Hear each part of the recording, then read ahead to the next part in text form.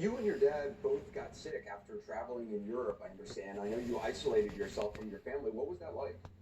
Well, I mean, first of all, we still haven't gotten tested, because here you don't get tested unless you're in need of medical help. So of course I don't know if I've had it, but I isolated myself anyway, and because it is the right thing to do. We all need to take these precautionary actions and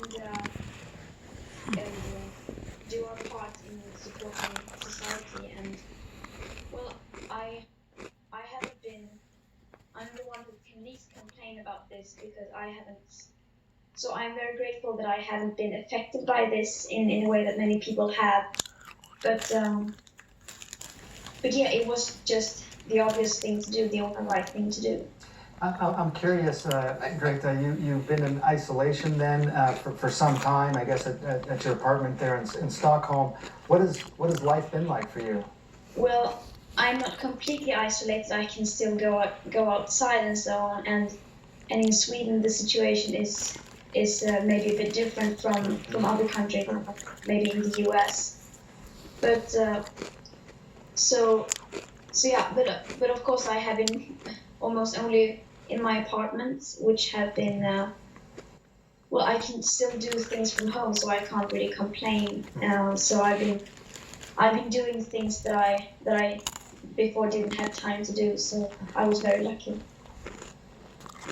You have millions of young people who follow you online, and I know you've been talking with them about taking this virus seriously. Your symptoms, whether you had COVID or not, the symptoms you had were very mild. You were saying milder than other times you've been sick.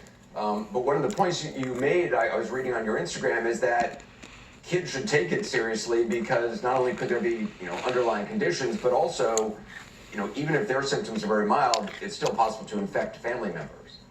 Yes, exactly, and that's why I decided to post about it, to sort of spread the information that many people are not many people don't even notice that they have symptoms, and then they might spread the virus without even knowing it. And there, especially we young people have a very big responsibility because we aren't usually the ones you usually the ones in the most risk. We might not experience the symptoms as bad as many others. So we have to be extra careful because our actions can be the difference between life and death for many others. You were awarded a $100,000 grant from I believe it was a Danish foundation, and you were donating that $100,000 to UNICEF to help protect kids from the fallout of this pandemic. And I know you're raising even more money for UNICEF, and I know another organization has done a matching grant on your $100,000. How do you see that money, or how do you hope that money is going to be used?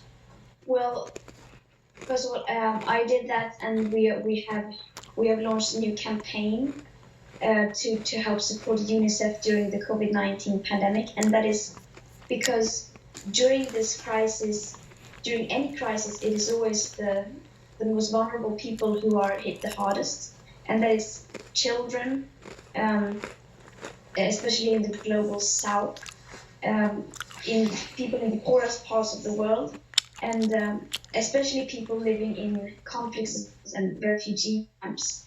Because there's so much focus on coronavirus, there's a lot of kids around the world who may die of things that are very treatable, but because medical systems are overwhelmed, it's going to impact children in ways that a lot of people don't really anticipate. Even all the schools shutting down, for many kids, that's their primary source of a nutritious meal.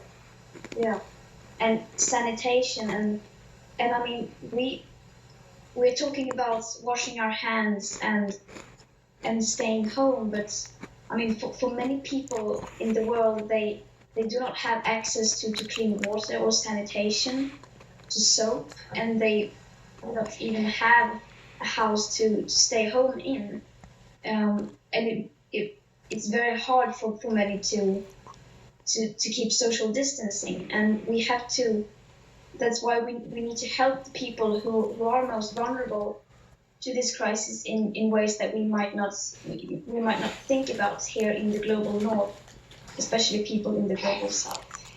And I have to say as well, I mean, Anderson and I have traveled around the world and seen the amazing work UNICEF has done in various places. I mean, it's really is a terrific organization.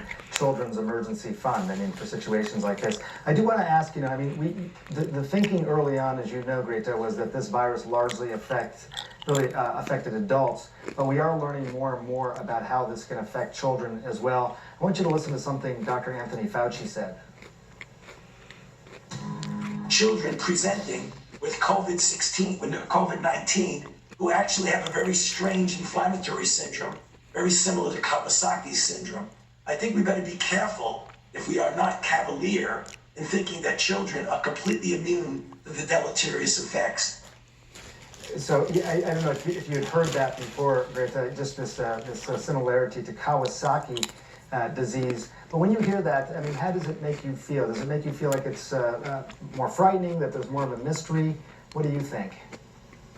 Well, I mean, of course, that's very true. It's sort of a myth right now that children are not being affected by this virus, and that is of course very wrong. Children both do get this disease, and they also spread it onto others. So we need to be very careful that this misinformation that it doesn't affect children becomes mainstream. We need to make sure that people understand that this also affects children. One of the things I've seen you talk about online too is just how important it is to listen to experts and listen to science. And this is a time when, I was not a very good science student when I was in school, but this is a time, it seems, that, the global scientific community is so critically important, and we're really seeing just how important it is to follow science.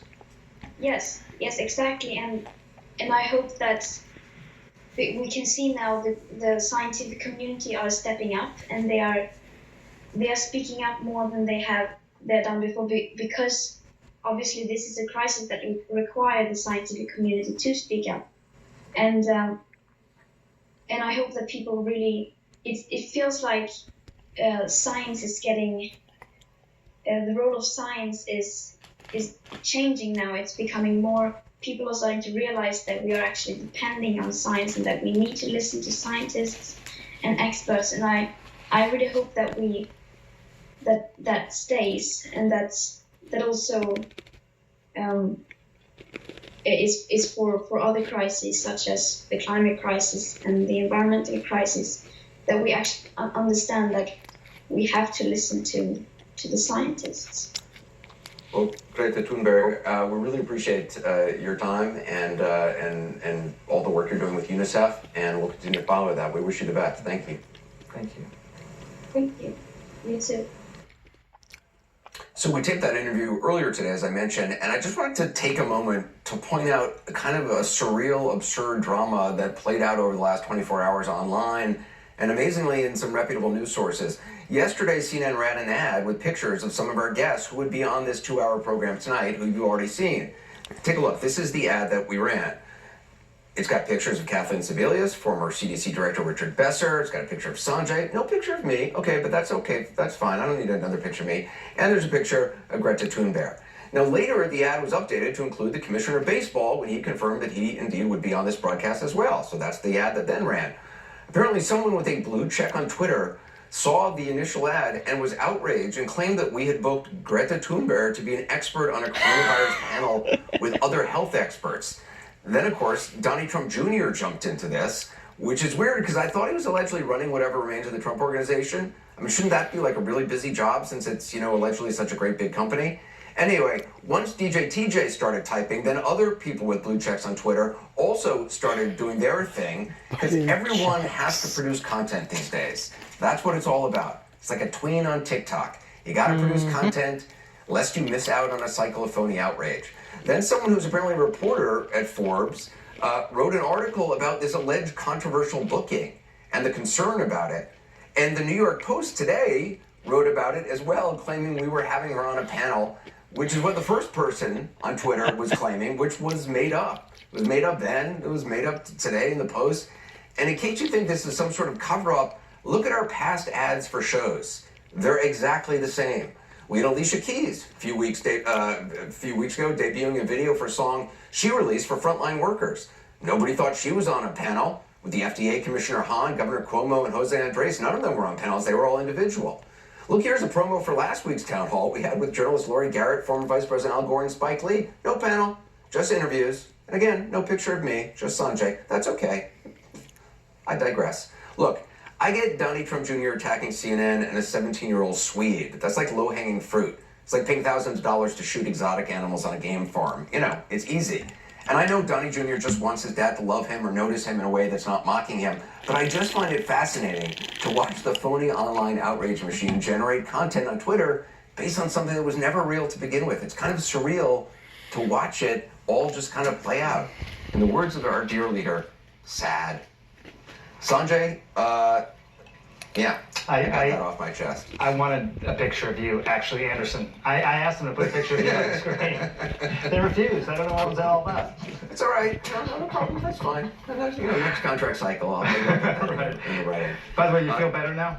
Yeah, I do. I feel better. It's just so weird to watch stuff that you're involved with play out in the public sphere, and like, this is all just made up. This is really strange. Anyway, Sanjay, thank you as always. 11th town hall. Wow, I don't know if that's a 2 more to come, I think. Good thing or bad thing, or that we're still doing it because this is still happening and no end in sight. Sanjay, thank you. We also want to say thanks to Rick Dreit's attorney Lisa Banks, Rob Manfred, Neil Browning, and Greta Thunberg. We should also note our invitation to any health expert from the White House Coronavirus Task Force stands for next week's town hall. So they have a week to think about it. Also, thanks to those of you who wrote in with your questions, to everyone who joined us tonight. If you didn't get your question answered tonight, conversation continues at cnn.com/coronavirus answers. The news continues after a quick break with Chris Cuomo.